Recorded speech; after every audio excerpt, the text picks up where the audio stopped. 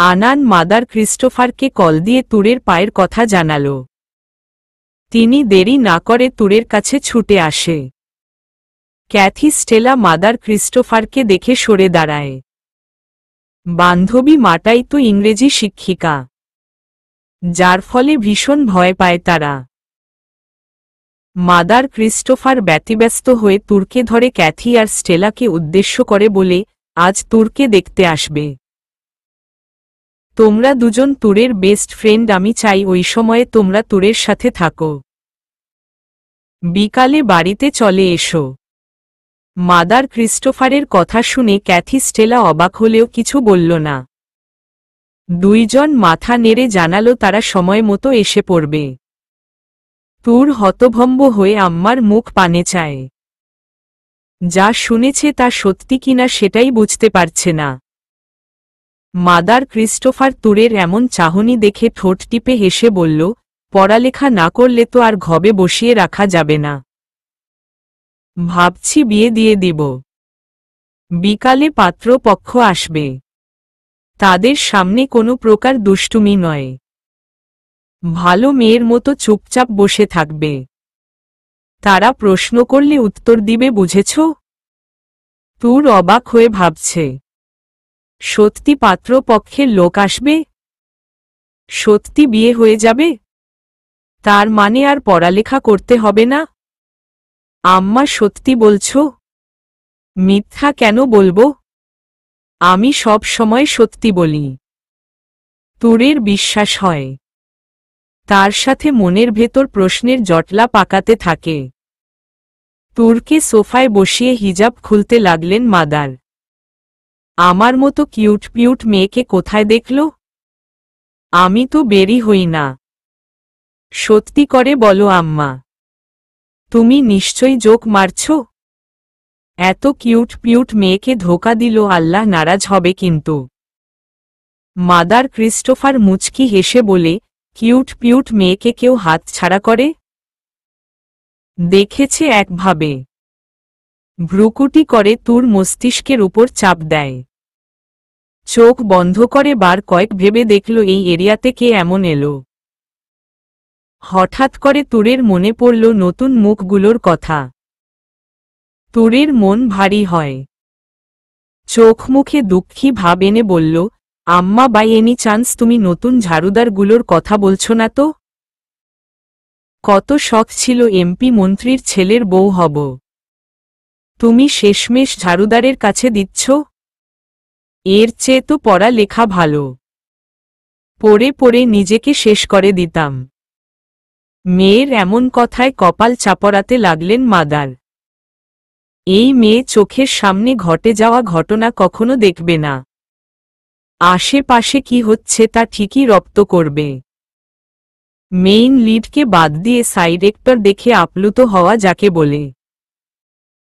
বড় করে নিঃশ্বাস ফেলে তুরের শিওর বসল। তুর তখনও সেই দুঃখী চেহারা নিয়ে তাকিয়ে আছে। মাদার ক্রিস্টোফার তুরের গালে হাত বুলিয়ে বলল, মোটেই না। আমি আমার মেয়ের জন্য যোগ্য পাত্র খুঁজে এনেছি, যে আমার মেয়েকে আমার মতো আগলে রাখবে, ভালোবাসবে, সব বিপদ আপদ থেকে রক্ষা করবে, যত্ন করে আগলে রাখবে, যে আমার মেয়েকে চোখে হারাবে। তুরের মা তুরের জন্য এমন একজনকে খুঁজে এনেছে। বুঝলি? সে মোটেও ঝাড়ুদার নয়। হ্যাঁ, তবে এমপি হওয়ার চান্স আছে। তুর মনোযোগ দিয়ে কথা শুনেছে, কিন্তু সেই মনোযোগটা পড়া বিষয়ক টপিকে ছিল। এমন টপিক নেই দেখে তুর তেতে উঠল। বলল, পড়া লেখা থেকে বাঁচাবে সেটা বলনি কেন? শুনো আম্মা, এত কিছুর দরকার নেই। ওই খারাপ লোকগুলোর সাথে ফাইট করতে পারলে হবে। বাকি পড়া লেখা যেন এক বিন্দুও পছন্দ না করে। বিয়ের পর আমি মোটেও পড়ব না। পড়লে বিয়ে কেন করব? বিয়ে করলে কেন পড়ব? মাদার ক্রিস্টোফার তুরের কথা শুনে বেদনাদায়ক হাসি দিয়ে বলল, অবশ্যই। তবে পাত্র সামনে এলে কোনো প্রকার ঝামেলা করবি না। তা না হলে পরীক্ষা দিতে হবে, সাথে সবগুলো পরীক্ষায় প্লাস পেতে হবে। তুর তার আম্মার কাঁধে মাথা রেখে নাকি কান্না করে উঠে, বারবার ফেল করতে ভালো লাগে না আম্মা। মুহূর্তে উঠে বসে ফু দিয়ে সামনে কয়েকটা ছোট চুল উড়িয়ে বলল, ভুলে যাও পড়ালেখা। আমি আর পড়ব না। বিয়ে করে পড়ালেখাকে তিলে তিলে শেষ করে দিব। মোটেও অবাক হলেন না মাদার ক্রিস্টোফার। তিনি মেয়ের এমন পাল্টিবাজ স্বভাবের সাথে পরিচিত। তুর থেকে নিজেকে ছাড়িয়ে উঠে পড়লেন। কিচেনের দিকে যেতে যেতে বলে গেলেন, পা কেটে এসেছিস ভালো কথা। পাত্রপক্ষের সামনে বেশি কথা বলবি না। একে তো পা কাটা, তার উপর বকবক করা মেয়ে। দেখবি লেংড়া আর বাচাল বলে বিয়ে ভেঙে দিয়েছে। তাই চুপচাপ বসে থাকবি।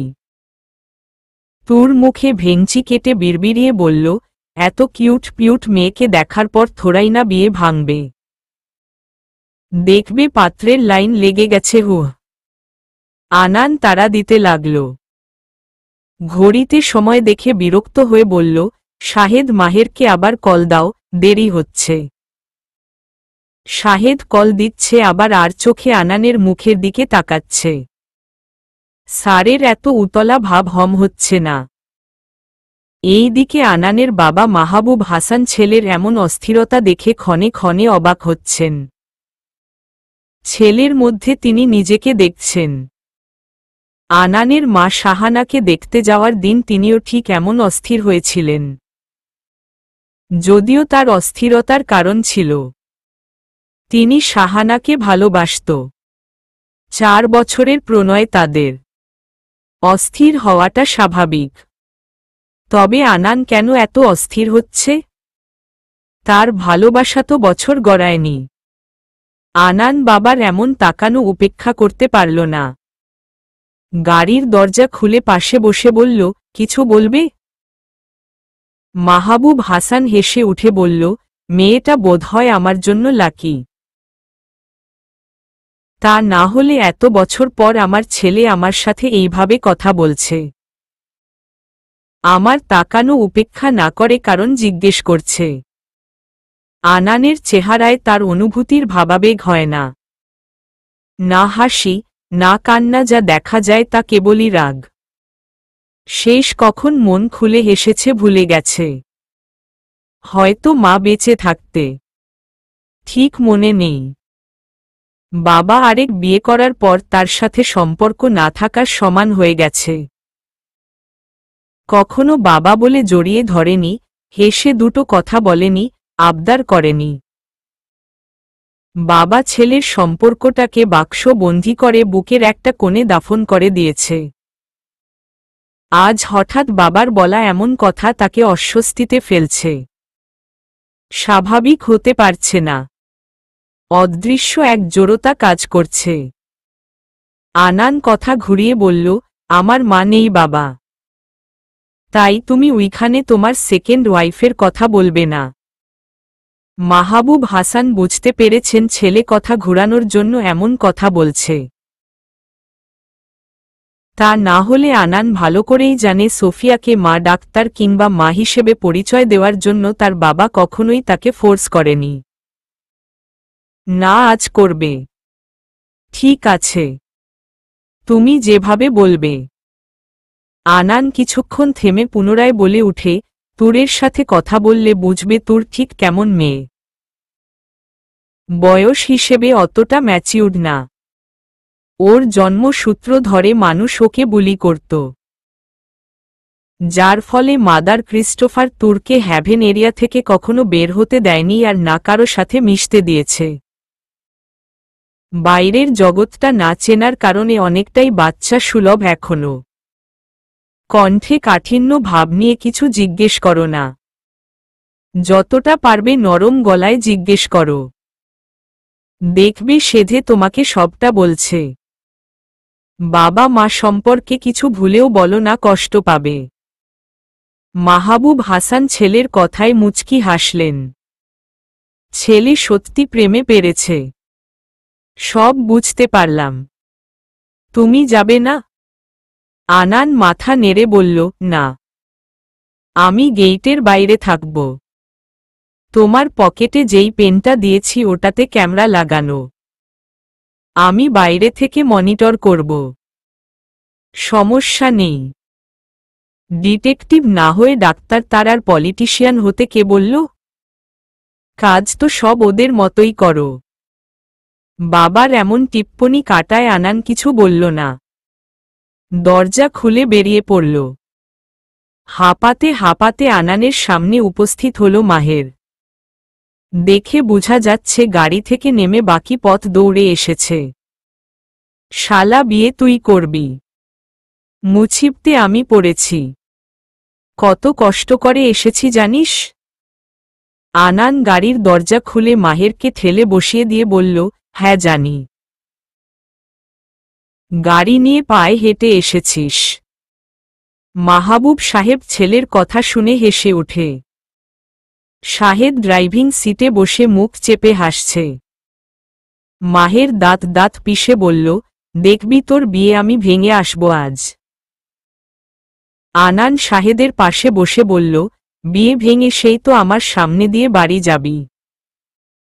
বাকিটা আমি না হয় মিটমাট করে নিব। আনানের কথার মর্মার্থ বুঝতে দেরি হয়নি মাহেরের। হিসহিসিয়ে বলল, গুণডাক্তার এমপি স্যার, লোকেশন? খ্রিস্টান পাড়া, হ্যাভেন এরিয়ার মাদার ক্রিস্টোফারের বাড়ি। আনানের কথা শুনে মনে হল শাহেদ 440 ভোল্টেজের শক খেয়েছে। মাহের নিজেও শকের মধ্যে আছে।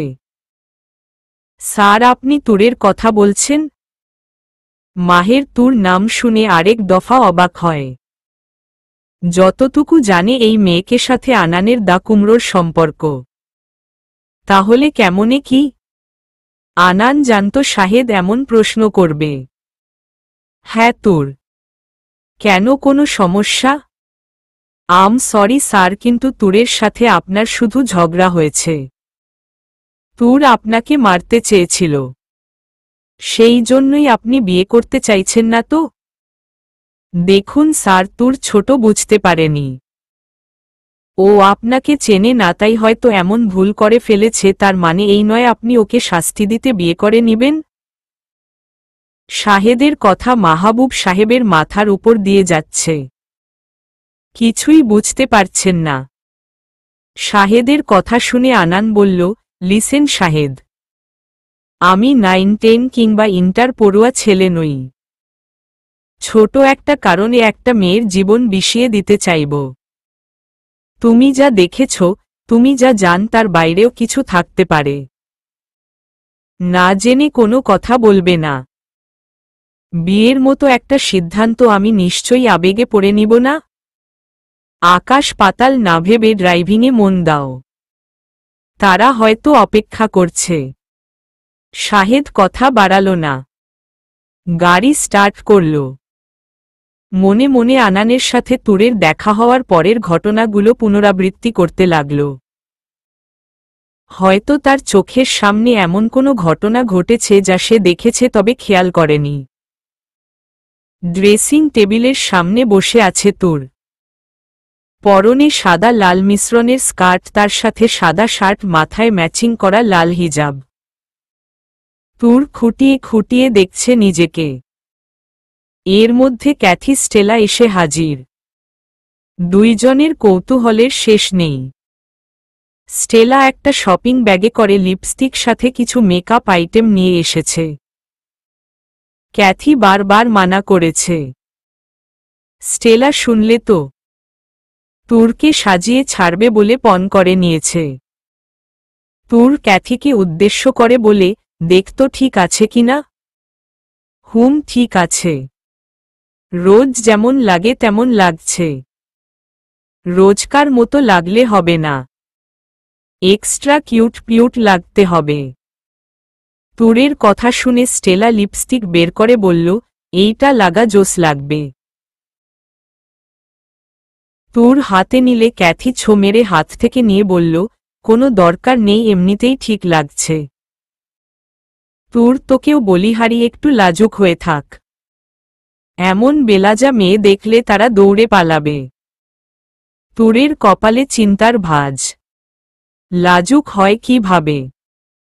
হঠাৎ মনে পড়ল লাজুক হওয়ার দৃশ্য। ফতাফত হিজাবের কোণা টেনে মুখ ঢাকল। দেখত হয়েছে কিনা। তুরের লজ্জা পাওয়া দেখে স্টেলা হেসে গড়াগড়ি খাচ্ছে। ক্যাথি হিসহিসিয়ে বলল, রাখো মেরি মা, তোর লজ্জা পেতে হবে না, শুধু চুপচাপ থাকবি, এতেই হবে। মাদার ক্রিস্টোফার দরজায় দাঁড়িয়ে এদের খুনসুটি দেখছে। ভারী নিঃশ্বাস ফেলে তুরের দিকে তাকায়। কতটুকুই বা বুঝের হয়েছে মেয়েটা। এই বয়সে তাকে বিয়ে দিতে হচ্ছে। এতদিনের আগলে রাখা অমূল্য রত্ন অন্যের ঘরে পাঠিয়ে দিবে ভাবতেই অন্তকোণে ভয় জেঁকে বসল। তার তুর মহল যে বড্ড বেশি ফাঁকা হয়ে যাবে। পুরো ঘর জুড়ে শূন্যতা বিরাজ করবে। তুরের কথায় মুখরিত ঘরটা হুট করে শুনশান হয়ে পড়বে। ভাবতে ভাবতে দুচোখ ভিজে উঠল। চোখ মুছে তাড়াতাড়ি করে সরে পড়লেন।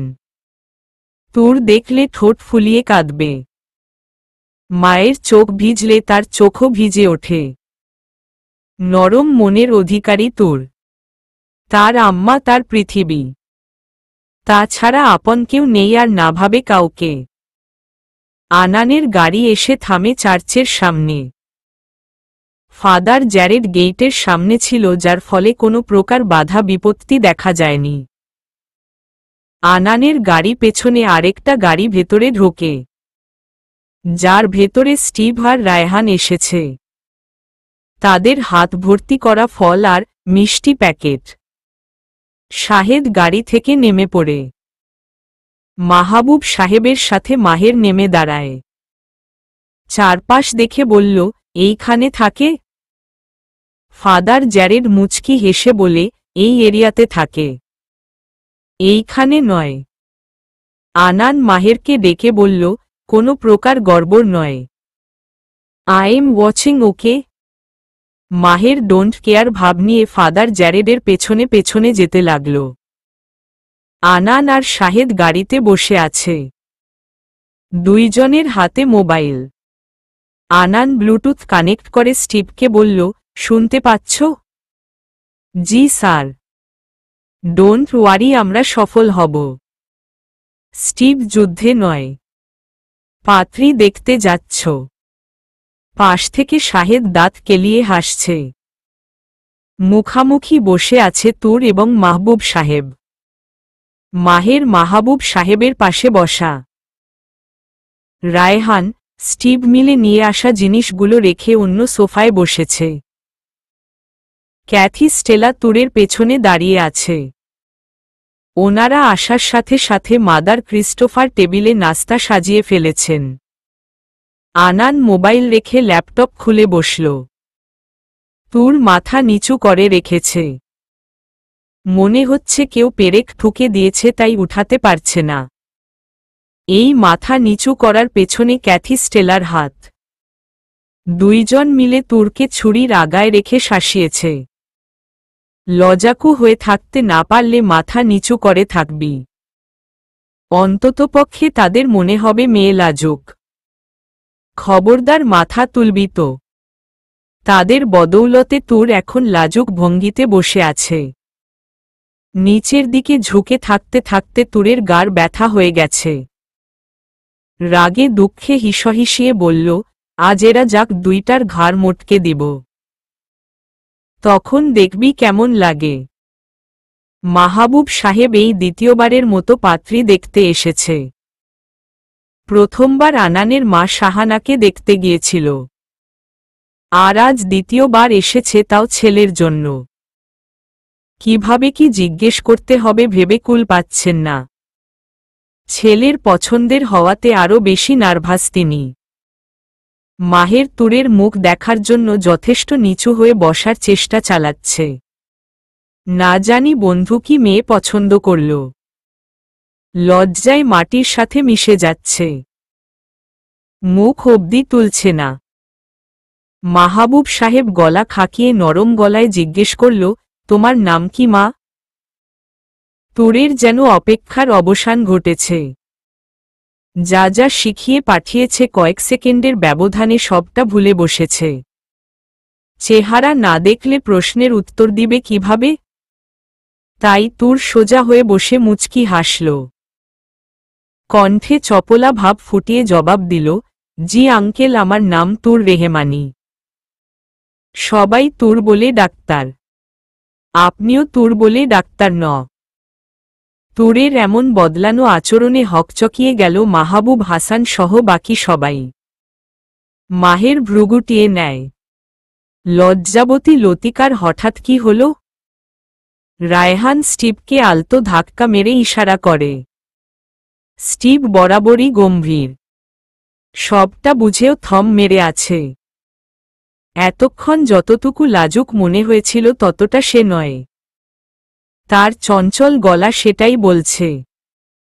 এইদিকে ক্যাথি স্টেলা একসাথে কপাল চাপড়ে বলল, সব শেষ। মাদার ক্রিস্টোফার হতাশা ভরা নিঃশ্বাস ফেললেও তাদের সামনে ঠিকই এক চিলতে হাসি ঝুলিয়ে রেখেছে। আনান গভীর মনোযোগ দিয়ে দেখছে।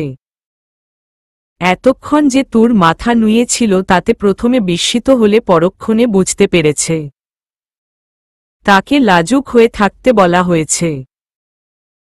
তুরি অভিনয় তাকে দিয়ে না হবে, না হয়। শাহেদ হেসে গড়াগড়ি খাচ্ছে। তার কাছে মজাই লাগছে। একটু পর কি ঘটবে তার জন্য অধীর আগ্রহ তার।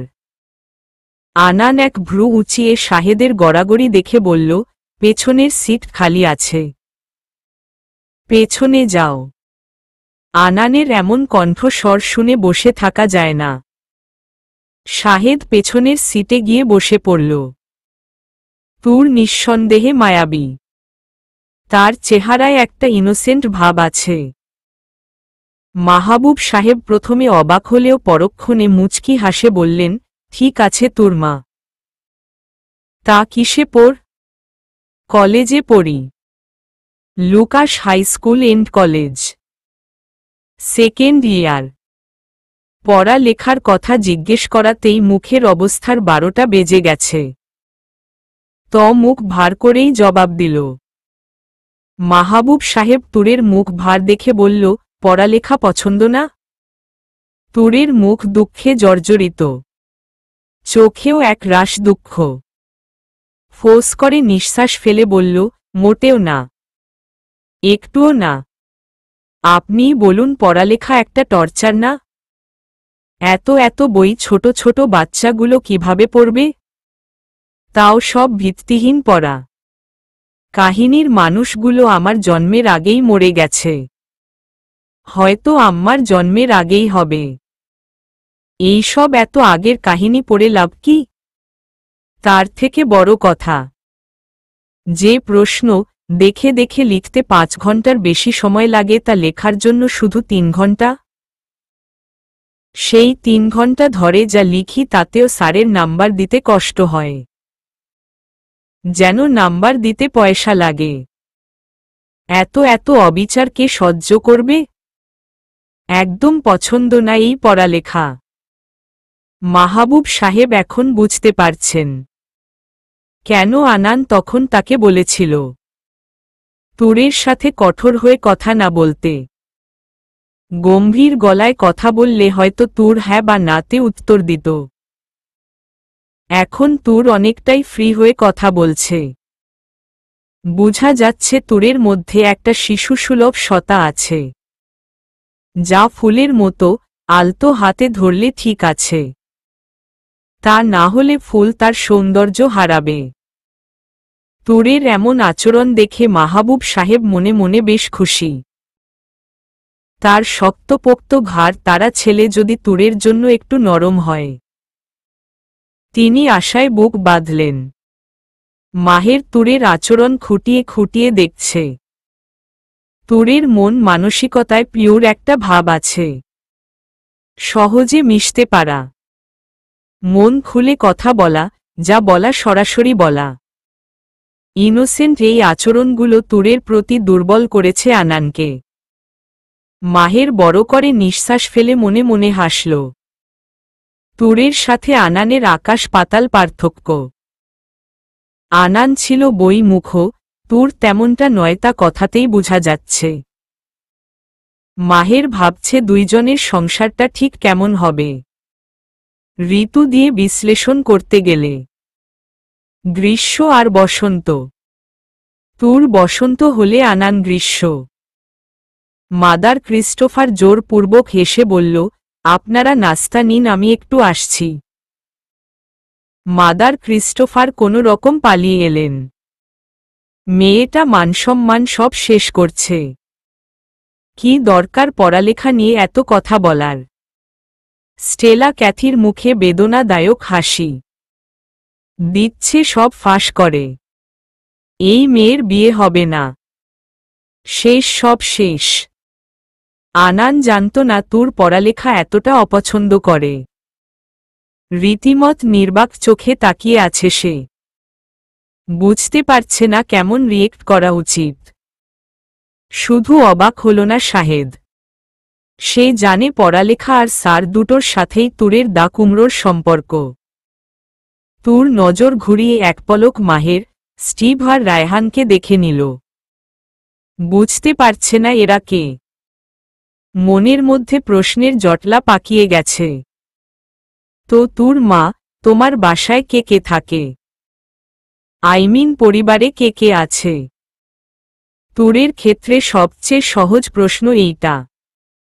তুর উৎসাহ নিয়ে বলল, তুর মহলে শুধু আমি আর আম্মাট থাকি। এমনিতে আমাদের পরিবারে নানুমনি আর একটা মামা আছে। কিন্তু তারা তো এই দেশে নেই, তারা ব্রিটেন থাকে। হ্যাঁ, শুধু আমি আর আম্মা থাকি। ওহ আচ্ছা। হঠাৎ করে তুর বলে উঠল, এইবার আমি জিজ্ঞেস করি? মাহের সহ বাকি দুজন মুখ টিপে হাসছে। এই প্রথম এমন কিছু দেখছে। আনান সোজা হয়ে বসল। শাহেদের কাছে মনে হচ্ছে পপকর্ন থাকলে ব্যাপারটা জমে যেত। এইদিকে ক্যাথি স্টেলা দৌড়ে পালানোর পথের তালাশ করতে ব্যস্ত। আজই পরিচয় বদলে ফেলবে এই মেয়েকে, তারা চেনে না। কি বেলাজা মেয়ে রে বাবা। মাদার ক্রিস্টোফার এই দিকটায় আসতে গিয়ে থমকে গেছে। পা বাড়ানো মুশকিল, মেয়ে উল্টো পাল্টা প্রশ্ন করে 14 গোষ্ঠীর খবর নেবে শিওর। তাই উনি নিরাপদ দূরত্বে অবস্থান করছেন। হেলদোল নেই মাহবুব সাহেবের। তার চেহারার আদলটা স্বাভাবিক। তিনি বলেন, অবশ্যই। আমি প্রশ্ন করেছি, এইবার তো তোমার পালা। তুর ভ্রুকুটি করে বলল, আচ্ছা তাহলে এমনও হয়। তাহলে আম্মা কেন বলল শুধু আপনারা প্রশ্ন করবেন? আমি খালি উত্তর দিব। তখন তো মনে হয়েছিল যারা আসবে তারা একদম খারাপ হবে। তা না হলে শুধু তাদের প্রশ্নের উত্তর দিব কেন? আমারও তো প্রশ্ন থাকতে পারে। এখন মনে হচ্ছে ধারণা ভুল এতটাও খারাপ না। শুধু শুধু ভুলভাল ভেবেছিলাম। সরি। তুরের সহজ স্বীকারোক্তিতে কাশি উঠে গেছে সবার। মাহবুব সাহেব দুইবার কেশে বলল, তেমনটা নয়। আমার মতে আমাদের যেমন প্রশ্ন থাকতে পারে, তেমনি মেয়েরও থাকতে পারে। তোমার কি প্রশ্ন বলো? আপনার বাড়িতে কে কে থাকে? তুরের প্রশ্ন শুনে মাহবুব সাহেব সময় নিয়ে বলল, আমি আর আমার ছেলে। তুর ভাবুক হয়, আর কেউ নেই কেন? আপনার আর ছেলে মেয়ে নেই? না, নেই। আনান ল্যাপটপের স্ক্রিনে চোখ রেখে বলল, বউয়ের জন্য সময় হলে তবে তো আরও ছেলে মেয়ে থাকবে। হাসপাতালে অন্যের ছেলে মেয়ে দেখতে দেখতে নিজের কথা ভুলে গেছিল। তাই নেই। আনানের কথা শুনে শাহেদ মুখ হাত দিয়ে হাসছে। আপনিও আমার আম্মার মতো ছেলেকে হাসপাতাল থেকে এনেছেন? তার মা বাবা বুঝি তাকে রেখে গেছে? আমি তো ভেবেছিলাম শুধু আমাকেই বোঝা বলে ফেলে গেছে। কিন্তু এখন দেখছি, ভেরি স্যাড। থমকালো সবাই।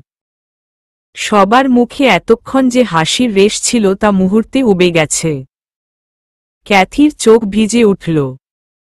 স্টেলার ঠোঁট ভেঙে কান্না আসছে। এই একটা জায়গায় গিয়ে তুরের জন্য ভীষণ খারাপ লাগে তাদের। তুরের জীবনটা কেন এমন? তুর এমন একটা বিষয়কে এতটা সহজ করে দেখবে জানা ছিল না কারোর। কত সহজ করে সে তার পরিচয় দিয়ে দিল। হয়তো এমন কথার শিকার তাকে অসংখ্যবার হতে হয়েছে।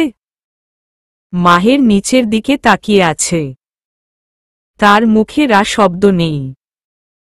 স্টিভ সবটা জানলেও তুর বিষয়টা এত সহজ করে মেনে নেওয়ার ব্যাপারটা জানা ছিল না। রায়হান একদৃষ্টিতে তাকিয়ে আছে। হয়তো এমন কিছু সে আজ অবধি শুনেনি তাই।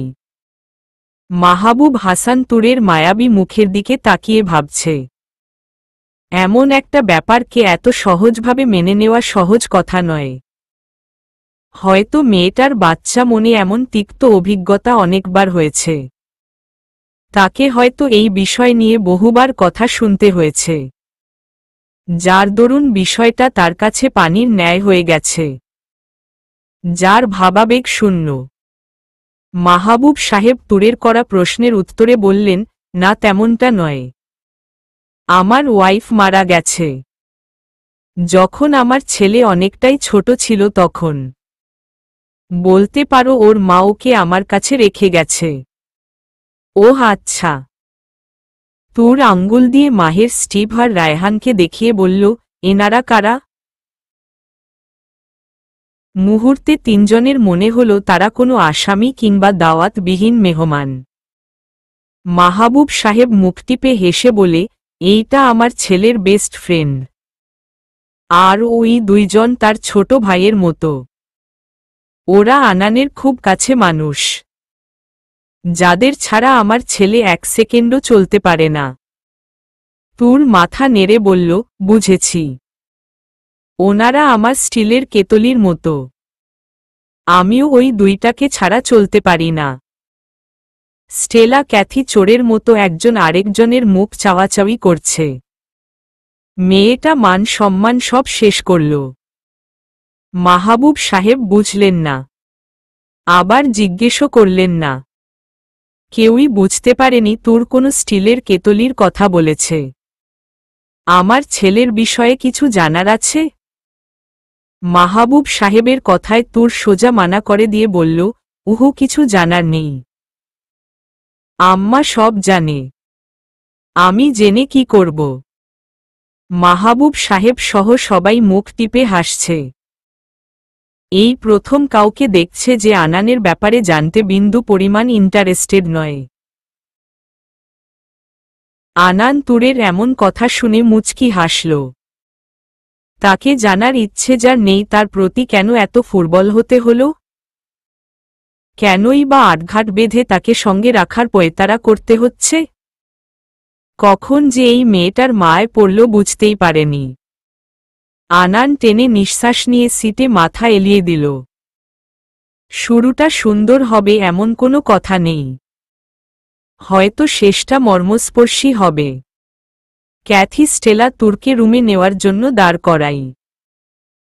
তুর মাহবুব হাসানের দিকে তাকিয়ে ভাবুক হয়ে বলল, মম, আপনাকে আমার শ্বশুর হিসেবে দারুণ পছন্দ হয়েছে। আপনি একদম ফাদার জ্যারেডের মতো করে কথা বলেন।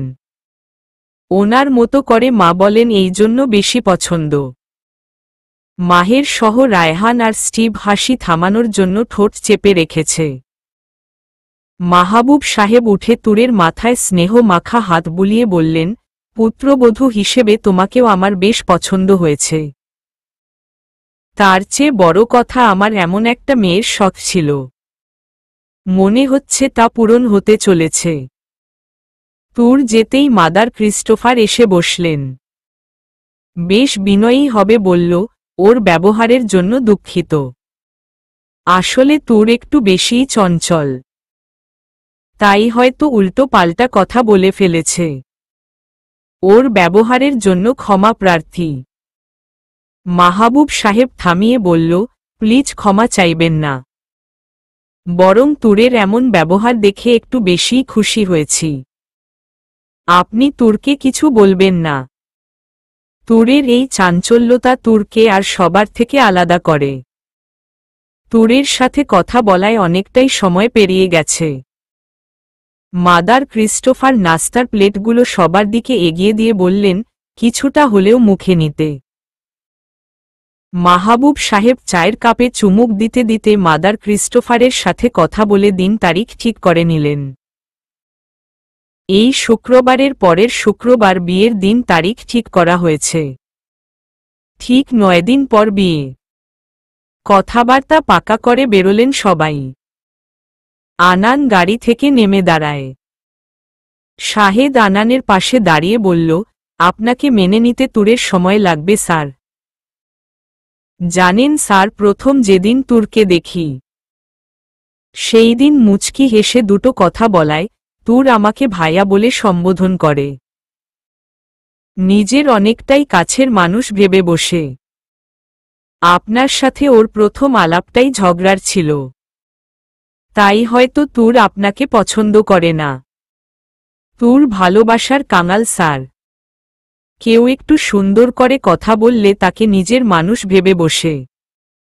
আপনি যদি ওর সাথে সেইভাবে আচর করেন, আপনাকে মেনে নেওয়া ওর পক্ষে অনেকটাই সহজ হবে।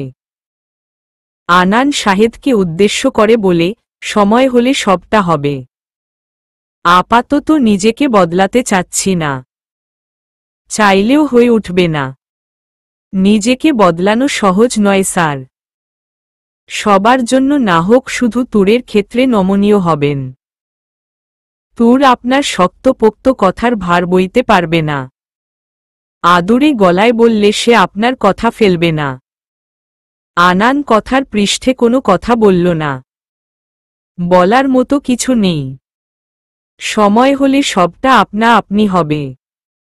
বেস্ট 15 এখন তুরময়। তাদের আলাপচারিতা তুর রেহেমানিকে ঘিরে। সবাই স্যারের সাথে তুরকে কেমন মানাবে সেটা নিয়ে ব্যস্ত। আজ শুক্রবার। দুটো ফোন কল পর আসতে না আসতে ছুটে বের হল আনান। শাহেদ নিজেও বেরিয়ে পড়েছে। সে জানে না কি হচ্ছে। স্যার বলেছে সেই জন্য অপেক্ষা করেনি, বেরিয়ে পড়েছে। তুরের এক হাতে সফট টয়, যার নাম পিকাচু, অন্য হাতে গিটার নিয়ে গেইটের সামনে দাঁড়িয়ে আছে। বারবার উকি দিয়ে বাইরের দিকে দেখতে চাচ্ছে। শুক্রবার এমন একটা দিন যেই দিনে পুরো হ্যাভেন এরিয়া পরিষ্কার করা হয়। আজও তার ব্যতিক্রম নয়। পুরো গেইট হাট করে খোলা। গেইটের সামনে থেকে ময়লা ঝাড়ু দিয়ে বাইরে নিয়ে ফেলছে। দারোয়ান দুইজন গেইটের সামনে শটান হয়ে দাঁড়িয়ে আছে। তার সাথে দুইজন সিকিউরিটি গার্ড। তুর ঘড়িতে সময় দেখে বিরক্তে চোখ মুখ কুঁচকে ফেলল। মেয়ে দুইটা এখনো এলো না কেন? কখন যাবে সুখনীরে? নিশ্চয়ই বাচ্চারা অপেক্ষা করছে। আনান গাড়ির স্পিড বাড়িয়ে দেয়। পুরো গা ধরধর করে ঘামছে। টেনশনে মাথায় রগগুলো দপদপ করছে। দুইবার মাদার ক্রিস্টোফারকে কল দেওয়া হয়েছে। তিনি ফোন তোলেনি। শেষে ফাদার জ্যারেডের নাম্বারে কল দেয়। তিনিও কল ধরছে না। তুর দারোয়ানকে বলে স্টেলা ক্যাথিকে ডেকে দিতে। দারোয়ান গেইটের সামনে থেকে সরে দাঁড়ায়। আনানের গাড়ি গেইটের সামনে থামার ঠিক কয়েক সেকেন্ডের ব্যবধানে পর দুইবার গুলি চলার শব্দ হল। আনান ব্রেক লাগায়। তার দেরি হয়ে গেছে। বড্ড বেশি দেরি হয়ে গেছে। আনানের পেছনে আরও 3টে গাড়ি এসে থামে। একটাতে শাহেদ, অন্য দুইটাতে রায়হান আর স্টিভ। দারোয়ান, সিকিউরিটি গার্ড এরা নির্বোধ হয়ে তাকিয়ে আছে। কয়েক সেকেন্ডের মধ্যে এমন কিছু হবে ধারণার বাইরে। তুরের চোখ স্থির। অনেক আগেই হাত থেকে পুতুল আর গিটার মাটিতে লুটিয়ে পড়েছে। উষ্ণ গরম ভেজা হাত দুটো উঠে চোখের সামনে ধরে। চোখ জোড়া বুঝে নিতে নোনা জল গড়িয়ে পড়ল। যাকে আল্লাহ বাঁচিয়ে রাখতে চায় তাকে মারার সাধ্য কারো নেই। এই কথাটা তুর খুব বেশি বিশ্বাস করে। তবে আজ এইভাবে এর প্রমাণ হবে কল্পনাতেও ছিল না। দারোয়ান চাচার সাথে কথা বলার পরই নুসাইব ছুটে এসে জড়িয়ে ধরে তুরকে। তুর নুসাইবের মুখটা অবধি খেয়াল করেনি। অচেনা মানুষের এইভাবে জড়িয়ে ধরায় চমকে উঠে হাত থেকে পুতুল গিটার দুটোই ফেলে দেয়। তার সাথে সাথে বিকট শব্দে চারপাশ স্তব্ধ হয়ে গেছে। এমন শব্দে ভয় পেয়ে যায় তুর। ভয় ঝাপটে ধরল লোকটাকে। গাছে বসে থাকা পাখিগুলো সেই শব্দে অস্থির হয়ে উড়াউড়ি করতে লাগল। সবাই যার যার জায়গায় স্থির হয়ে দাঁড়িয়ে পড়ল। কারো মুখে কোনো শব্দ নেই। মুহূর্তে কি ঘটল তা বুঝতে সময় লাগল সবার। আনান, শাহেদ সহ রায়হান, স্টিভ দৌড়ে বেরিয়ে এলো। তুরের হাত ছাপিয়ে গড়িয়ে পড়ছে রক্ত। উষ্ণ ভেজা হাতজোড়া চোখের সামনে ধরে আতঙ্কে উঠল তুর। মুহূর্তে ঝাপসা হল চোখ। বুঝে নিতেই গড়িয়ে পড়ল নোনা জল। বুঝতে বাকি নেই কি হতে চলেছিল আর কি হল। তুরের হাত আলগা হয়ে এলো। তাকে জড়িয়ে ধরা লোকটা ব্যথায় মৃদু আর্তনাদ করে ঢলে পড়তে নেয়। এমন সময় শহেদ আর আনান ছুটে এসে ধরে ফেলে। তুর ঠায় দাঁড়িয়ে আছে। শাহেদর কোলে মাথা রেখে শুয়ে আছে নুসাইব। দুটো বুলেট তার পিঠে লেগেছে। তুর নুসাইবকে দেখে আরো বেশি চমকায়। নুসাইব মরণ যন্ত্রণায় কাতরাচ্ছে। কথা বলার শক্তি নেই তার। ব্যথাতুর চোখজোড়া তুরের মুখের আদলে সীমাবদ্ধ। স্থির হল সেই দৃষ্টি। মুহূর্তে নিস্তেজ হয়ে গেল নুসাইব। রায়হান গাড়ি এনে শাহেদের পাশে ব্রেক করে। আনানের চোখ মুখ লাল হয়ে গেছে। দারোয়ান আর গার্ডরা মিলে তাড়াতাড়ি করে নুসাইবকে গাড়িতে উঠিয়ে দেয়। আনান বলল যত তাড়াতাড়ি সম্ভব হাসপাতালে পৌঁছাতে। স্টিভ মাথা নাড়ল। শাহেদ নুসাইবকে নিয়ে উঠে বসলে স্টিভ গাড়ি স্টার্ট দেয়। তুরের গা কেঁপে কেঁপে উঠছে। গলা শুকিয়ে কাঠ হল। আনান তুরের মুখোমুখি দাঁড়িয়ে কিছু বলবে তার আগে তুর আনানের দিকে তাকিয়ে ডুকরে কেঁদে ওঠে। হাত দেখিয়ে বলল, ওনার জায়গায় আমি থাকার কথা ছিল তাই না? উনি আমাকে বাঁচাতে গিয়ে মরতে বসেছে।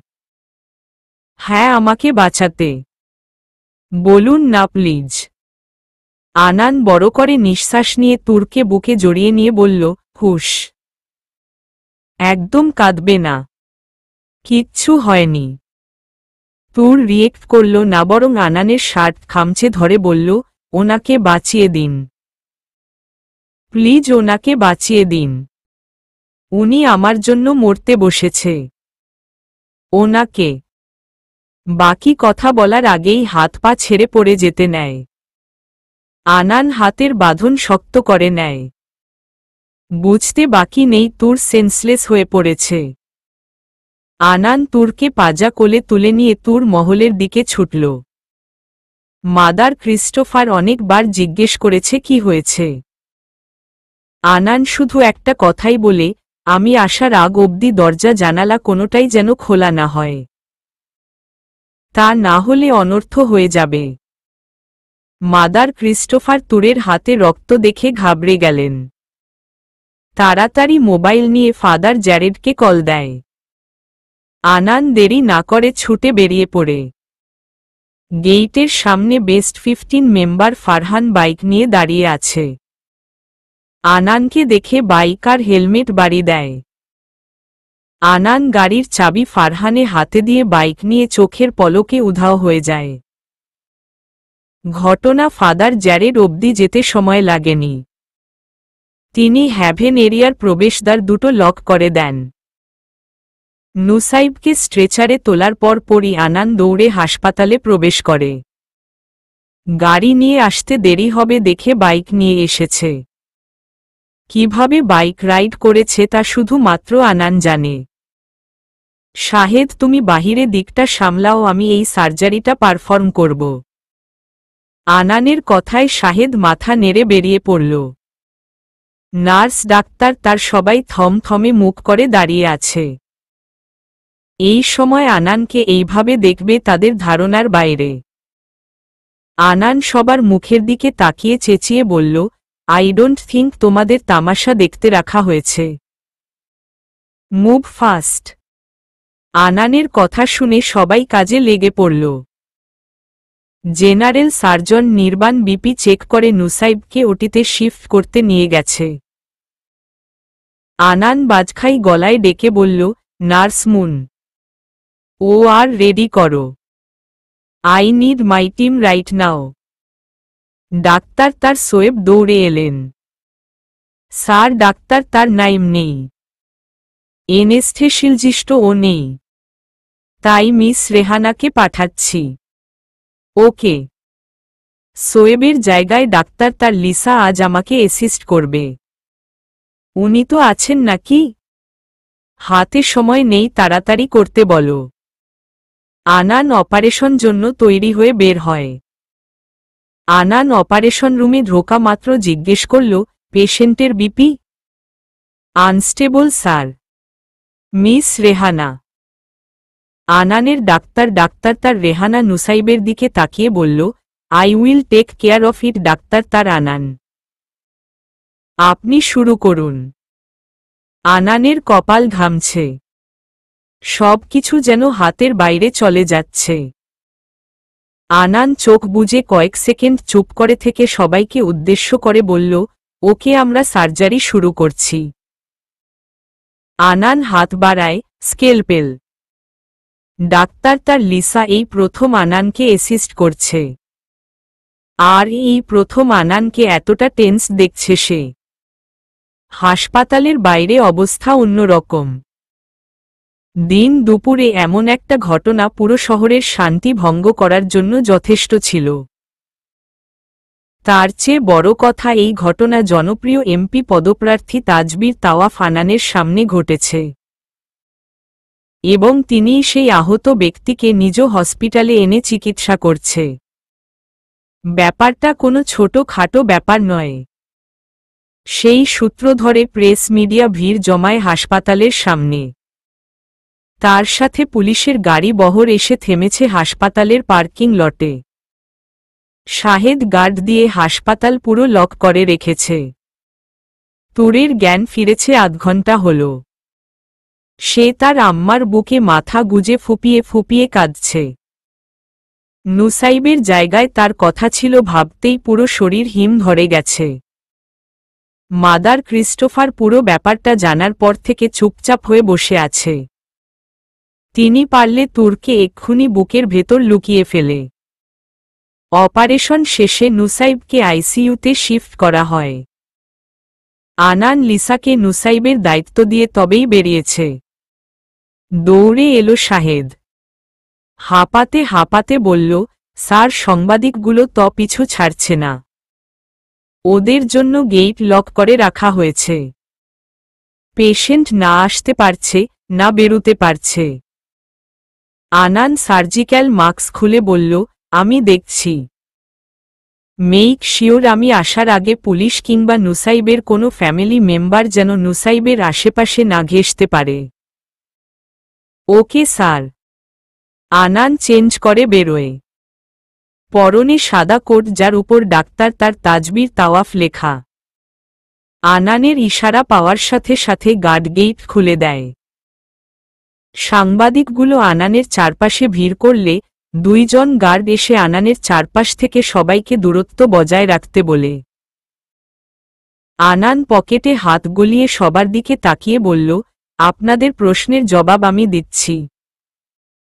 প্লিজ একটু শান্ত হন। আপনারা আপনাদের কাজ খুব ভালোভাবে করেন এবং করছেন। তবে এইটা চিন্তা করেন না কোনো জায়গা থেকে নিজেদের কাজটা কিভাবে করতে হবে। সিচুয়েশন যেমনই হোক আপনাদের টিআরপি বাড়ানোর চিন্তাটা একটু বেশিই থাকে। তা না হলে একটা হসপিটালের সামনে এইভাবে ভিড় জমাতেন না। আপনাদের জন্য না কোনো পেশেন্ট আসতে পারছে, না কেউ বের হতে পারছে। ভেতরে থাকা পেশেন্টরা রীতিমত প্যানিক করছে। প্লিজ নিজেদের জব পারফেক্টলি করুন, তবে অন্যের ক্ষতি না করে। আনানের কথায় সবাই স্থির হয়ে গেল। আনান বড় নিঃশ্বাস ফেলে বলল, কার কি প্রশ্ন আছে একে একে জিজ্ঞেস করুন, আমি উত্তর দেওয়ার চেষ্টা করব। একজন সাংবাদিক বলে উঠল, স্যার, পেশেন্টে আপনার কি হয়? পেশেন্ট আমার কোনো আত্মীয় নয়, বরং আপনাদের মধ্যে অনেকে তাকে ভালো করে চনেন। নিভিয়ান হক নুসাইব, ল্যাপারোস্কোপি স্পেশালিস্ট। আরেকজন জন্য প্রশ্ন করল, স্যার, আপনার কি মন হয় এইটা প্রিপ্ল্যান করা ছিল? আসলে আমি জানি না। এমনটা হওয়ার সম্ভাবনা রয়েছে, যদিও সেটা ডাক্তার তার নুসাইব ভালো বলতে পারবেন। তবে আমরা যখন সেইখানে উপস্থিত হই তখন অলরেডি সে আহত অবস্থায়। এই নিয়ে কোনো আইডিয়া ছিল না। তৃতীয় জন, স্যার, আপনার খ্রিস্টান পাড়ায় যাওয়ার বিশেষ কোনো মোটিভ ছিল? অবশ্যই। যেহেতু নির্বাচন চলছে, শহরের আনাচে কানাচে যাওয়া আমার বিশেষ মোটিভ হয়ে পড়েছে। খ্রিস্টান পাড়া তার ব্যতিক্রম নয়। জন, পেশেন্টের অবস্থা এখন কেমন? তিনি কি পুলিশ ইনভেস্টিগেশনে বয়ান দেওয়ার মতো অবস্থায় আছে? না, নেই। তার শরীরের দুটো গুলি লাগেছে, যদিও আলহামদুলিল্লাহ অপারেশন সাকসেসফুল হয়েছে। আপাতত আমরা তাকে আইসিইউতে শিফট করেছি। জ্ঞান না ফেরা অবধি কোনো কিছুই সম্ভব নয়। পঞ্চম জন, উনি নাকি একটা মেয়েকে বাঁচাতে গিয়েছিল। কথাটা কতটুকু সত্য, স্যার? আনান সাংবাদিকের প্রশ্নে সময় নিয়ে বলল, সেটা না হয় পুলিশ আপনাদের জানাবে। আপাতত আমার কাছে বলার মতো কিছু নেই। প্লিজ আপনারা হাসপাতালের সামনে ভিড় করবেন না। প্রয়োজনে আমি আপনাদের প্রশ্নের সব উত্তর পড়ে দিয়ে দিব। সামনের গার্ড দুজন আনানকে কাভার করে হাসপাতালের ভেতরে নিয়ে গেল। মাহবুব হাসান নিজের কেবিনে বসে আছেন। পুরো বিষয়টা খুঁটিয়ে খুঁটিয়ে দেখছেন তিনি। এমন সময় দরজা ঠেলে ভেতরে ঢুকল আনান। মাহবুব হাসান সোজা হয়ে বসে জিজ্ঞাসু দৃষ্টিতে তাকিয়ে আছে। আনান চেয়ার টেনে বসে বলল, ডাক্তার, তার এনামুল হককে চেনো? এনামুল হকের কথা শুনে অবাক হল মাহবুব হাসান। হঠাৎ এনামুল হকের কথা জিজ্ঞেস করছো কেন? গুলি লাগা ছেলেটা ডাক্তার তার এনামুল হকের ছেলে। সে নিজেও একজন ডাক্তার, তার ল্যাপারোস্কোপি স্পেশালিস্ট নিভিয়ান হক নুসাইব। বলা বাহুল্য সে একজন বেস্ট ডাক্তার, তার রেকর্ড তাই বলছে। মাহবুব হাসান চিন্তিত গলায় বলল, তার ছেলে বেস্ট ডাক্তার তরও হতে পারে, তবে সে নয়। কি বলতে চাইছ? আমার হাসপাতালে থাকা কালীন তার ভুল চিকিৎসার জন্যে 2 জন রোগী মারা যায়, যার মধ্যে একজন তোমার মা ছিল। এরপর এনামুল হককে এই হাসপাতাল থেকে বের করে দেওয়া হয়। এইখানে থাকা কালীন সময়ে তাকে আমার তেমন একটা পছন্দ ছিল না। সব সময় তার ভেতর কেমন একটা লালসা কাজ করত। এইখান থেকে বের হওয়ার পর কোনো আলাদিনের চেরাগ পেয়েছে কে জানে। সে নিজের হাসপাতাল তৈরি করে। অবশ্য এতে অবাক হইনি। এনামুল আগ থেকে শহরের বড় বড় মানুষের সাথে ভাব জমিয়ে রেখেছিল। সেই হিসেবে হাসপাতাল তার জন্য কিছুই না। বাবার কথা শেষ হতে উঠে পড়ল আনান। হিসেব মিলাতে গেলে নুসাইব তুর 2 জনকেই লাগবে তার। মাহবুব হাসান ছেলের চিন্তিত মুখের দিকে তাকিয়ে বলল, নুসাইব তুরকে বাঁচাতে গিয়েছিল? আনান প্রশ্নের উত্তর দিল না, বরং কথা পৃষ্ঠে বলে উঠল, বিয়েটা কালকেই হবে। কথাটা বলে হন হন করে বেরিয়ে গেল। মাহবুব হাসানের চোখ মুখে বিস্ময় ফুটে উঠেছে। আনানের বলা কথায় অবাক না হয়ে পারলেন না তিনি। হাসপাতালে উপস্থিত হন এনামুল হক, নিহারিকা এবং আদেল। নিহারিকা আর আদেল আহাজারি করে কাঁদছে। এনামুল হক চুপচাপ থাকলেও চোখ মুখ দেখে বোঝা যাচ্ছে তিনি ঠিক কতটা চিন্তিত। বাবা যত খারাপই হোক, সে তার ছেলে মেয়েদের জন্য পৃথিবীর শ্রেষ্ঠ মানুষ, শ্রেষ্ঠ বাবা, যে তার সন্তানকে আগলে রাখে। এনামুল হকের মুখে বিষাদের ছায়া। মা মরা ছেলে তার বড্ড বেশি আদরের। সেই ছেলের এমন ঘটনায় ভেঙে পড়েছেন তিনি, যদিও সেই সব কিছুর জন্য তিনি নিজে দায়ী। লোকে ঠিকই বলে, অন্যের জন্য গর্ত খুঁড়লে সেই গর্তে নিজেকে পড়তে হয়। এনামুল হকের ক্ষেত্রে সেটাই হয়েছে। মারতে চেয়েছিল তুরকে, সেই জায়গায় তার নিজের ছেলে মরতে বসেছে। পৃথিবীতে নিজের দোষ স্বীকার করা মানুষের বড্ড অভাব। কেউ নিজের দোষ স্বীকার করতে চায় না। এনামুল হকও তাই। এনামুল হকের এখনো মনে হচ্ছে যা হয়ে তা তুরের জন্য হয়েছে। তিনি মনে মনে বদ্ধপরিকর মেয়েটাকে মেরে তবেই দম নিবে। এনামুল হক ছুটে আসলেন আইসিইউর সামনে। আনান তখন ডাক্তার তার লিসার সাথে নুসাইবের কন্ডিশন নিয়ে আলোচনা করছে। নিহারিকা আইসিইউর দরজা ধাক্কা দিয়ে খুলতে চেষ্টা করছে। এর মধ্যে একজন নার্স এসে বাদ সাধলে আনান নার্সকে ইশারায় সরে যেতে বলে এবং নিজে তাদের সামনে দাঁড়ায়। এনামুল হক ভারী গলায় বলে, আমি আমার ছেলেকে দেখতে চাই। আনান ভেতরে ভেতরে রাগে ফেটে পড়ছে, কারণ সে জানে সামনে দাঁড়িয়ে থাকা লোক তার মায়ের মৃত্যুর জন্য দায়ী।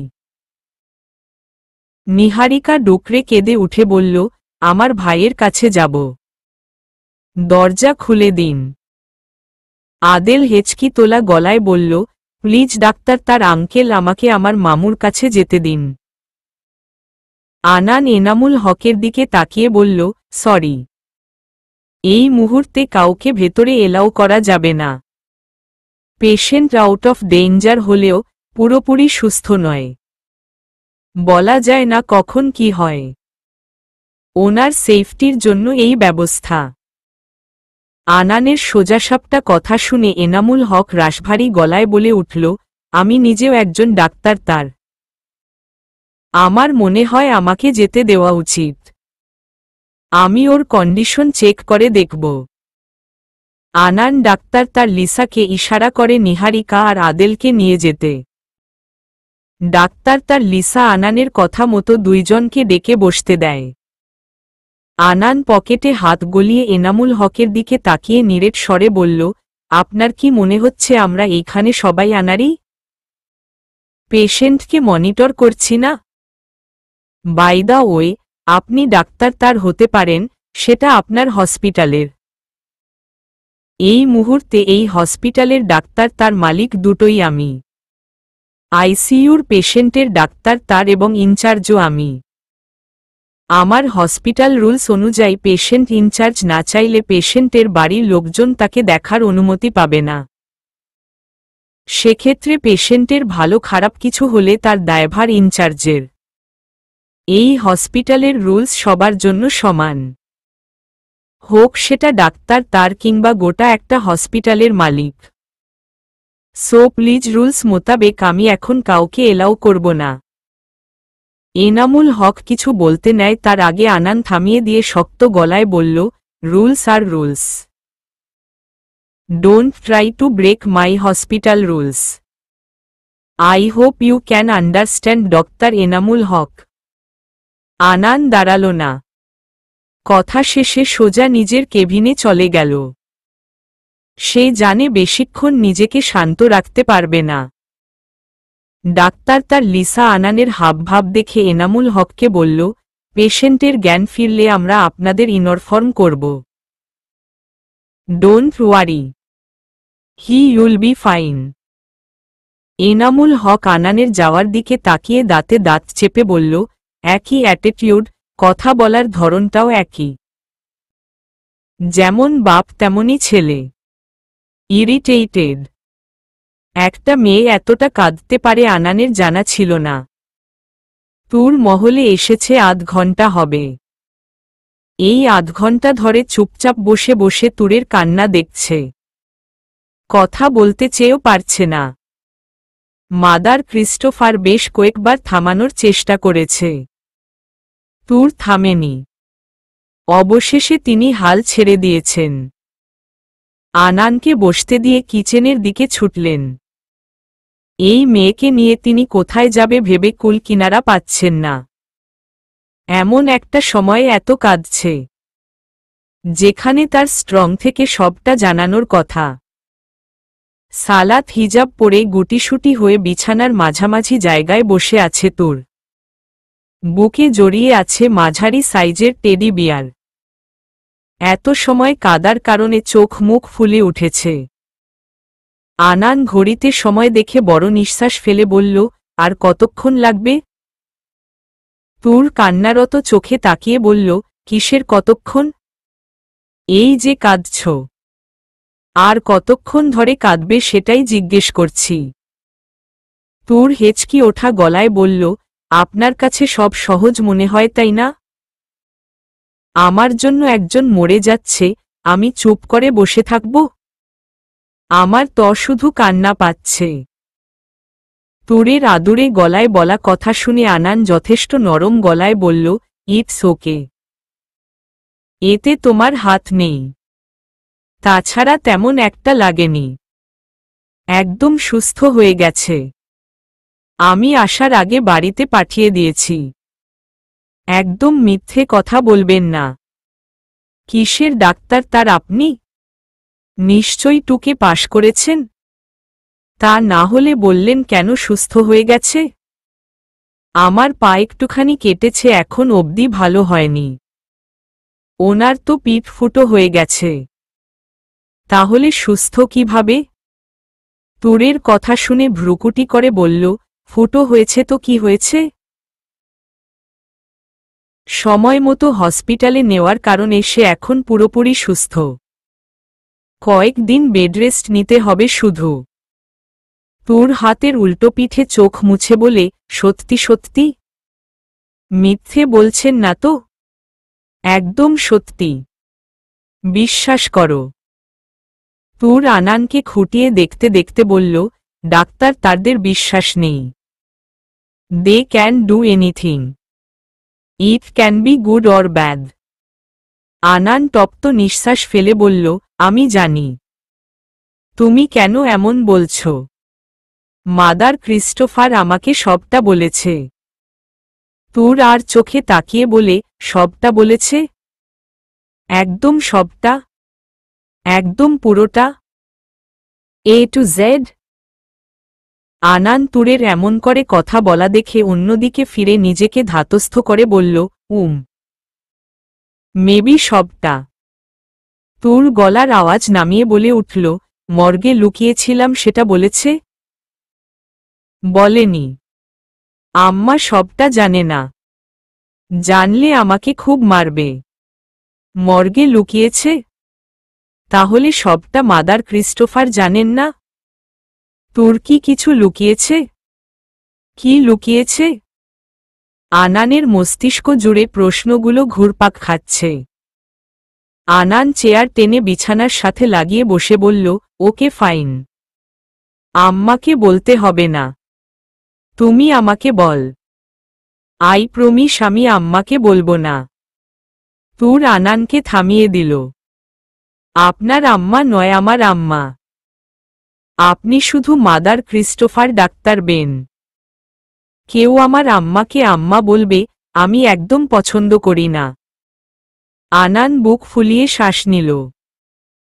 বলল, ওকে ওকে তোমার আম্মা। এখন বলো মাদার ক্রিস্টোফার কি এমন জানেন না? তুর বিছানার মাঝখান থেকে উঠে আনানের দিকে এগিয়ে বসে ফিসফিসিয়ে বলে, আপনি ওদের ধরতে পারবেন? বোধহয় আপনার চেনা জানা হবে। লোকে বলে চড়ে চড়ে মাসতুতো ভাই। আই থিঙ্ক তেমনটা হবে। আপনি ডাক্তার তার, সেও ডাক্তার তার। সে চোর হলে আপনিও চোর। যদিও চেহারায় সেটা ফুটে উঠেছে না। অবাক করা ব্যাপার, ওই ডাক্তার তারের চেহারায়ও চোর চোর ভাব ফুটে ওঠেনি। Look like gentleman. আপনার মতো 1.5 ইঞ্চি ঠোঁট নিয়ে থাকে না। ওই ডাক্তার তার সবসময় দাঁত বের করে হাসত। মন খুলে হাসাহাসি করা চোর। আপনি তাদের ধরে কোথাও লুকিয়ে ফেলতে পারবেন, যেন তারা আমাকে খুঁজে না পায়। যদিও আপনাকে আমার বিন্দু পরিমাণ পছন্দ না, বিশ্বাসও নেই, তবুও আপনি ওদের কোথাও নিয়ে ফেলতে পারলে আমি আপনাকে দাড়ি কমা সহ সব বলবো। I promise. ইটস তোর স্পেশাল প্রমিস। আনানের মুখটা ঈষৎ লাল হয়ে উঠেছে। ঘন ঘন হাত মুঠ করছে আর খুলছে। আনান বুঝতে পারছে তাকে সরল, সোজা, শান্ত গলায় কঠিন মাপের অপমান করা হয়েছে। এমন অপমান যা আনানকে কেউ কখনো করেনি। ভাবাবেগহীন চোখে তুরের মুখের আদলে তাকালো আনান। মায়াবী চেহারার অধিকারী তুরের চেহারায় এখন উদ্বিগ্ন একটা ভাব দেখা যাচ্ছে, যা দেখে বোঝা যাচ্ছে সে আনানের জবাব শোনার জন্য অধীর আগ্রহে বসে আছে। এই চেহারা দেখে নিজের ভেতর যে রাগটা আগ্নেয়গিরির মতো ফুটছে তা দপ করে নিভিয়ে ফেলল। কয়েক সেকেন্ড চোখ বন্ধ রেখে বলল, ওকে ফাইন। তুর দরজার দিকে তাকিয়ে বলল, আম্মা আসলে মুখ পুরো বন্ধ, ওকে? নয়তো সব মার আপনার পিঠে ট্রান্সফার করব। আনান মাথা নাড়ল। এই একটা জায়গায় আনান বেশ দুর্বল হয়ে পড়েছে। এই আদুরে মেয়েটার প্রতিটা কথা মানতে আলাদা একটা ভালো লাগা কাজ করছে, হোক না সেটা অবাঞ্ছিত কথা কিংবা জরুরি। তুর গলার স্বর নামিয়ে বলল, আম্মা যা বলেছে তা তিনি নিজের চোখে দেখেছে। অপারেশন রুমের কথাটা আমিই আম্মাকে বলি, বাকিটা আম্মা জানেন না। আমাকে যখন হাসপাতালে নেওয়া হয় তখন আমি সেন্সলেস ছিলাম। ডাক্তার তাররা হয়তো আমাকে চেক আপ করবে বলে আম্মাকে বাইরে পাঠিয়ে দেয়। এর মধ্যে আমার জ্ঞান ফেরে। যদিও অতিরিক্ত জ্বরের কারণে চোখ খুলে রাখতে পারিনি তখন। তবে শুনছিলাম ডাক্তার তার একটা মেয়ের হার্ট ট্রান্সপ্লান্টের কথা বলছিল। আমি জানতাম অসুস্থ হলে ডাক্তার তার অপারেশন করে। ওইখানে ডাক্তার তার বলছে মেয়েটা সুস্থ আছে, কিছুদিনের মধ্যে হার্ট ট্রান্সপ্লান্ট করতে হবে। এই কথা শোনার পর আমার কৌতূহল জাগল। আমি নড়েচড়ে উঠলে ডাক্তার তাদের কনভারসেশন অফ করে দেয়।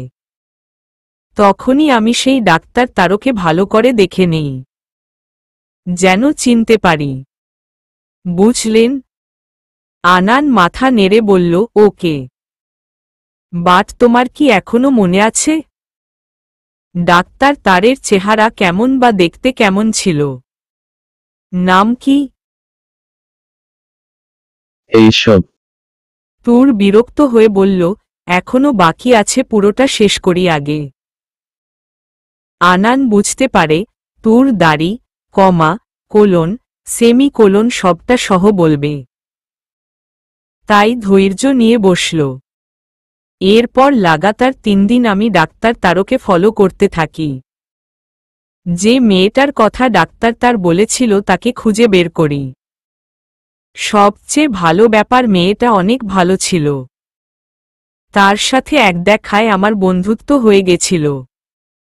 ডাক্তার তার ওকে যখন চেক আপ করতে যায় তখন আমি পর্দার আড়ালে লুকিয়ে দেখি। একে তো আমি ছোট ছিলাম, তার উপর উইটা শিশু ওয়ার্ড ছিল। আমার ব্যাপারটা কেউ তেমন একটা গায়ে মাখায়নি। তারা মেয়েটার পরিবারের লোককে জানায় মেয়েটার হার্টে সমস্যা, অপারেশন না করালে বাঁচানো যাবে না। কিন্তু ওনারা নিজেদের মধ্যে বলাবলি করতে শুনলাম মেয়েটা একদম সুস্থ।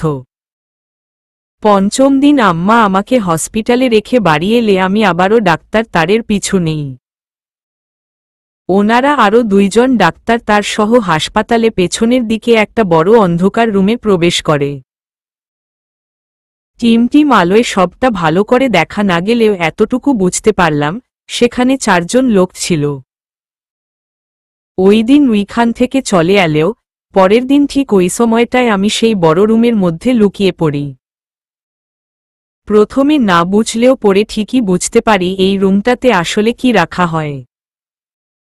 রুমটা আসলে একটা মর্গ ছিল, যেখানে মৃত ব্যক্তিদের রাখা হয়। আমি একটা মরা মানুষের স্ট্রেচারের নিচে লুকাই তখন। নাকে হাত চেপে কতক্ষণ ছিলাম হিসেব নেই। সেই দিন একটু দেরি হলেও 4 জন সেই রুমে আসে। আলোচনা করে জানান মাঝরাতে তারা সার্জারিটা করবে। আম্মা শুনলে খুব মারবে, তাই আম্মাকে বলিনি কোথায় লুকিয়ে এইসব শুনেছি। রাতে আম্মা ঘুমানোর পর উঠে অপারেশন থিয়েটারে ঢুকে পড়ি। যদিও ব্যাপারটা সহজ হতো না যদি না অপারেশন থিয়েটারের মধ্যে নার্স না যেত। অপারেশন শুরু করার পর আমার খুব কষ্ট হচ্ছিল। যখন দেখলাম ওই ডাক্তার তার মেয়েটাকে পুরো কেটে ফেলছে, আমি ভয় পেয়ে তড়িগড়ি করে নার্সের পেছনে বেরিয়ে পড়ি। এরপর তো সবটা আম্মা বলেছে। সবচেয়ে বাজে ব্যাপার, মেয়েটার ভাই খারাপ। আমার কথা একটুও বিশ্বাস করেনি। He is very bad person. তুরের কথা শুনে ক্ষণে ক্ষণে অবাক হচ্ছে আনান। ভাবা যায় এই মেয়ে মর্গে লুকিয়ে বসেছিল, তাও একা ওইটুকুন বয়সে। হার্ট সার্জারির মতো একটা ব্যাপার অবধি লুকিয়ে দেখেছে। আনান কৌতূহলবশত জিজ্ঞেস করল, মর্গে বসে থাকতে তোমার ভয় করেনি? উহু, কেন ভয় করবে? যদিও ওই মর্গে শুধু 2 জন মৃত মানুষ ছিল, বাকি সব খালি ছিল। আর ওখানে থাকা মানুষগুলো মারা গেছে। ওনাদের ভয় করার কি আছে? উল্টো কষ্ট হচ্ছিল। কত অবহেলায় পড়ে আছে, কেউ তাদের কবর দেয়নি। আই থিংক তাদের আমার মতো মা বাবা নেই, আমার মতো একটা আম্মাও নেই। একটা আম্মা থাকলে ঠিকই নিয়ে যেত। তুরের কথা শুনে আনান দীর্ঘ শ্বাস ফেলে বলল, বারবার মা বাবা নেই বলো কেন? এতে মাদার ক্রিস্টোফার কষ্ট পায়। এইসব বলবে না। এখন বলো ডাক্তার তাদের চেহারা মনে আছে? তুর মাথা নাড়ল, যার মানে মনে আছে। আনান কৌতূহল দমিয়ে রাখতে না পেরে বলল, স্কেচ আর্টিস্ট এলে বলতে পারবে? It's very important. তুর আনানের কথা শুনে উঠে পড়ল। ড্রেসিং টেবিলের পাশে রাখা বড় পিকাচুটা হাতে নিয়ে এর পেছনে চেইন খুলে একটা চাবি বের করে নিল। আনান দেখছে তুর কি করতে চাইছে। তুর সেই চাবি দিয়ে ড্রেসিং টেবিলের একদম নিচের ড্রয়ার খুলে একটা স্কেচ বুক নেয়। কয়েক সেকেন্ড সেই স্কেচবুকের দিকে তাকিয়ে চোখ বুজে বড় নিঃশ্বাস ফেলে আনানের দিকে বাড়িয়ে দিল। আনান হাতের নিতে নিতে বলল, কি এইটাতে? তুর বিছানায় পা ঝুলিয়ে বসে বলে, স্টোরি। নানু মনি আমাকে অনেকগুলো কমিক বুক দিয়েছিল। আমি সেই সব কমিক বুক দেখে এইটা তৈরি করি। এইটা ইন্টারেস্টিং না? এইটা আমার 8 বছর বন্দি থাকার কারণ নিয়ে লেখা। আনান একটা একটা করে পাতা উল্টোয়। তুর হাসপাতালের প্রতিটা দৃশ্য ফুটিয়ে তুলেছে, তাও নিখুঁতভাবে। তার পাশে গল্পের মতো করে লেখা। তুর আঁকাআঁকিতে পারদর্শী আনানের জানা ছিল না। শেষের 2টো পৃষ্ঠায় গিয়ে থমকালো আনান। 2টো পৃষ্ঠায় 2টো আলাদা ব্যক্তির স্কেচ আঁকা। তুর প্রথম স্কেচটা দেখিয়ে বলল, এই সেই ডাক্তার তার যে সব সময় চেক আপ করতে আসত। এই ডাক্তার তারটাই স্কেলপেল হাতে নিয়ে আমাকে ধাওয়া করে। অন্যজন সব সময় তার সঙ্গে থাকত। বাকি দুজনকে আমি শুধু পেছনে থেকে দেখেছি, ঠিক করে চেহারা দেখতে পাইনি। দ্বিতীয় ছবিটা দেখিয়ে বলল, এনার কথা বেশি মনে আছে। ইনি আমার গলায় স্কেলপেল চেপে ধরে, সেই দাগ এখনো গলায় স্পষ্ট ফুটে আছে। আনান স্কেচ বুক দেখতে দেখতে বলল, আমি যতটুকু জানি আঘাত লাগেনি। তাহলে দাগ? যতটা লাগলে গলা আলাদা হতো ততটা লাগেনি। ওনাদের হাত থেকে ছুটে বেরিয়ে যাওয়ার সময় হালকা লেগেছে। কাউসার আঙ্কেল শুধু দুটো সেলাই দিয়েছিলেন। আনান গভীর চোখে তুরের মুখপানে চায়।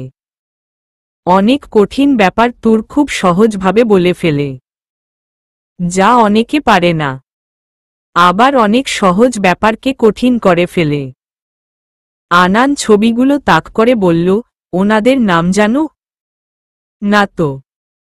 জানবো কিভাবে, তখন তো মাথার ভেতর এত কিছু ছিল না। ঠিক আছে, আর কিছু জানার নেই। সাবধানে থাকবে। আজ ঘর থেকে বের হবে না। সাবধানে না থাকলে বিপদ হতে দেরি হবে না, বুঝলে?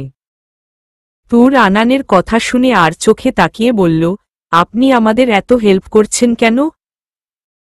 আম্মা আপনাকে এইসব করতে নিশ্চয়ই বলেনি? তাছাড়া আম্মা হুট করে একজন ডাক্তার তারের সাথে পরিচিত হয়ে এত বছরের লুকানো কথা বলবে না। আপনি কে বলুন তো? দেখুন, আপনার যদি কোনো খারাপ উদ্দেশ্য থাকে বলতে পারেন।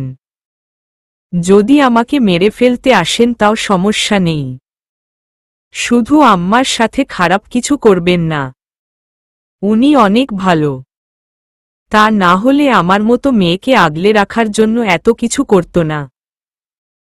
ওনার ক্ষতি হলে আমি কখনো নিজেকে ক্ষমা করতে পারব না। এই পৃথিবীতে আমার কেউ নেই। She is everything to me. তুরের চোখজোড়া পুনরায় ভিজে উঠল।